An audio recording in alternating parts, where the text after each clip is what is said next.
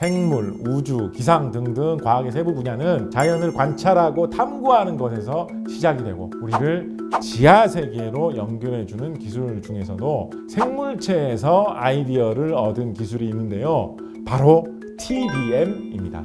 TBM의 아이디어는 라고 하는 생물체에서 시작되는데요.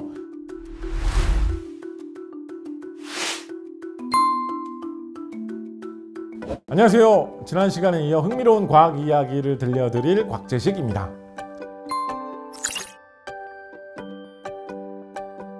이번 시간에는 지난 시간에 못다한 지하세계에 대한 이야기를 좀 더 해볼까 하는데요.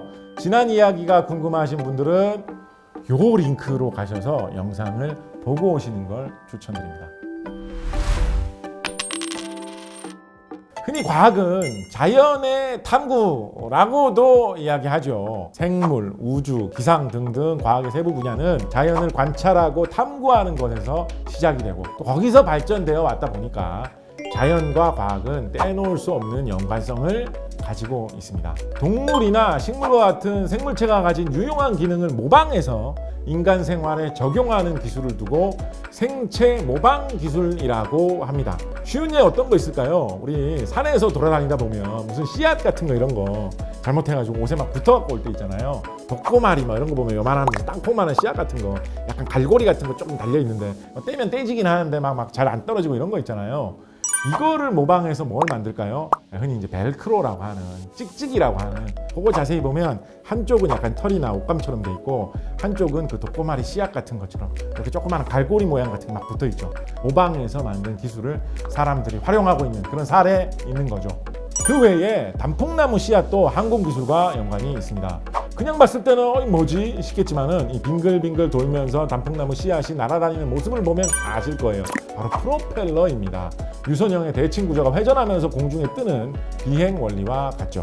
철도 분야에서도 생체 모방 기술이 적용된 경우를 찾아볼 수 있는데요. 일본의 신칸센 보신 적 있으신가요? 전동차 전면부가 굉장히 길고 뾰족한 형태를 가지고 있습니다.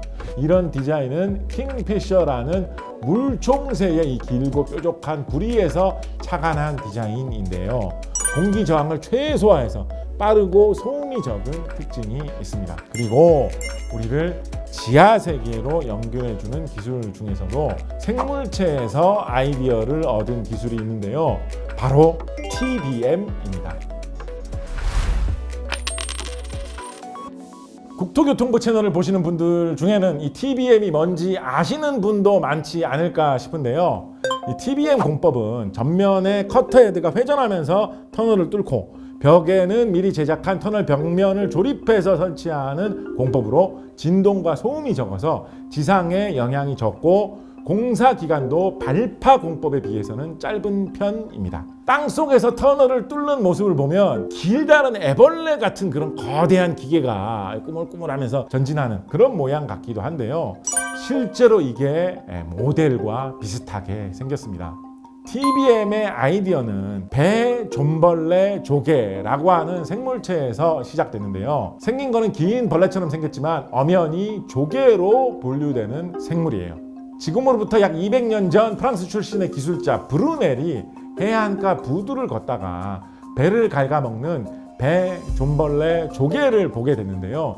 배를 보니까 그 자리에 수많은 구멍을 뚫은 흔적이 있었던 거죠. 그래서 배, 존벌레, 조개라는 이름이 붙은 거죠. 이 배, 존벌레, 조개가 나무를 뚫는 방식은 튼튼한 터널을 만드는 시스템을 잘 갖추고 있었습니다. 그래서 얘도 진짜 희한한 방법을 사용을 하는데 배존벌레 조개는 일반적인 조개류처럼 단단한 껍데기를 외부에 감싸는 형태로 되어 있지 않고요. 이쪽에 작은 껍데기 2장이 달려 있어요. 그래서 조개치고는 껍데기가 되게 작아요. 이 조개 껍데기를 회전을 시켜서 나무 속을 갉아내고 흡입기관을 통해서 몸속으로 빨아들인 다음에 흡입한 나무의 섬유질 성분은 영양분으로 섭취를 하고 배설물은 벽에 발라서 나무 터널이 허물어지지 않도록 강화하는 데 사용합니다. TBM의 구조를 보면 전면의 커터헤드가 회전하면서 터널을 뚫고 그 과정에서 나온 흙과 암석을 모아서 트레일러에 실어서 후면으로 이동을 시키고 벽에는 세그먼트라고 하는 조각을 붙여서 굴착한 터널을 단단하게 고정하는 방법을 사용하고 있습니다. 이렇게 비교해 보니까 상당히 유사하죠. 브루넬은 연구를 거듭해서 1812년에 특허를 내고 1825년 영국 템즈강 지하 터널 작업에 최초로 사용을 했습니다. 우리나라에서는 1989년에 착공한 남산 1호 터널 확장 공사에서 TBM을 최초로 사용했죠. 왔다 갔다 하시는 분들은 한 번쯤 생각해 보셔도 좋겠죠. 거대한 벌레처럼 생긴 기계가 둘둘 뚫고 지나가면서 뚫어놓은 그 구멍이 이 터널이 돼가지고 지금 내가 이렇게 차 타고 지나가고 있구나 생각해봐도 재밌겠죠. 배존벌레 조개는 크기가 작게는 몇 센티미터짜리가 있고요. 길게는 1m까지도 자라는데 필리핀에서는 1.5m짜리 거대 배존벌레 조개가 발견된 적도 있다고 하던데요. 만약에 몇 미터짜리 배존벌레 조개가 실존했다면 거대한 자연 터널을 뚫는 것도 가능하지 않았을까 상상해 볼 수 있겠죠. 아저씨 그 배존벌레 조개 좀 데려오세요.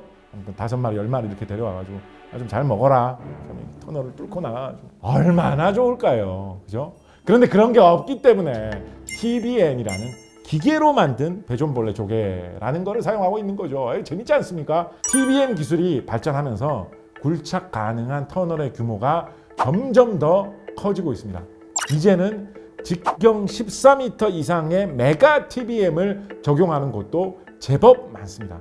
최근 중국에서는 지름 17.5m짜리 무게 5,200톤의 TBM이 투입되었다는 그런 소식을 봤는데요. 이 정도면 6층짜리 빌딩에 해당하는 크기니까 그 규모가 어마어마하죠.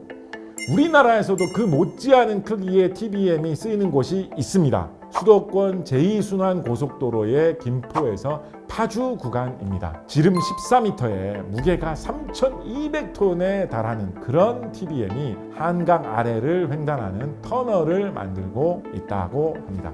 그러니까 이렇게 큰 사이즈의 기계를 땅 속에 넣는 것 그 자체도 쉽지는 않겠죠. 그죠?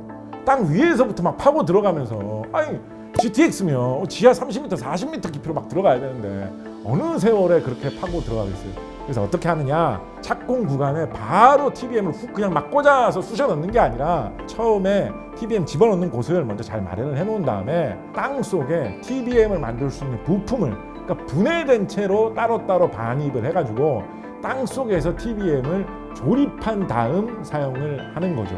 그러니까 지하 세계에서 이런 거대한 로봇 같은 거를 하나를 만들어 가지고 거기서 발차를 시킨다라고 보시면 되겠습니다. 이게 어지간한 크기의 빌딩 크기하고 비슷한 그런 기계니만큼 조립에만 몇 개월이 걸리기도 합니다. TBM은 크기도 다양하지만 그 종류도 다양한데요. 대표적으로 오픈 그리퍼 TBM과 실드 TBM으로 구분할 수 있습니다. 올해 개통한 GTX A 구간을 예로 들어보면 광화문과 서울역 구간을 연결하는 509와 한강 하부를 지나는 609에 각각 다른 TBM 공법이 적용되었습니다. 서울역 구간에는 한강 하부에 비해서는 안반이 단단하죠. 그렇지만 그 지상에는 광화문, 경복궁 같은 문화재부터 관공서 같은 건물들이 많이 위치한 도심지이지 않습니까? 그렇기 때문에 지면의 영향을 최소화할 수 있는, 안에서 많이 파헤쳐도 땅 위에서는 밑에서 뭔 일 있나? 못 느낄 정도로 부드럽게 팔 수 있는 그런 TBM을 적용을 했다라는 거죠. 그래서 이 구간에는 그리퍼로 옆면을 지지하면서 굴진해 나가는 오픈 그리퍼 TBM 공법이 적용이 됐는데요. 국내 복선 철도공사에서 적용한 사례로는 최초라고 합니다. 그리고 609의 경우에는 이거 한강 밑에 지나가는 구간이잖아요. 그래서 그 위에는 물밖에 없어요. 수압이 강하고 이 강 바닥이 잘못해서 무너질 수도 있고, 그렇게 되면 물이나 토사가 유입될 수 있는 그런 문제가 있는 곳이죠. 그래서 터널 굴착과 함께 미리 만든 세그먼트, 즉 터널 벽을 즉시 설치해서 전진하는 쉴드 TBM 공법이 적용이 되었다라는 것입니다. 최근에는 TBM 공법의 적용 범위가 넓어지면서 이런 구분이 점차 모호해지는 추세입니다. 각 공법의 장점을 합친 새로운 기술들도 개발되고 있는 추세죠. 안전하고 튼튼한 지하 터널을 만드는 데 있어서 앞으로도 TBM 공법의 활성화와 기술 개발은 중요한 과제가 될 것 같습니다.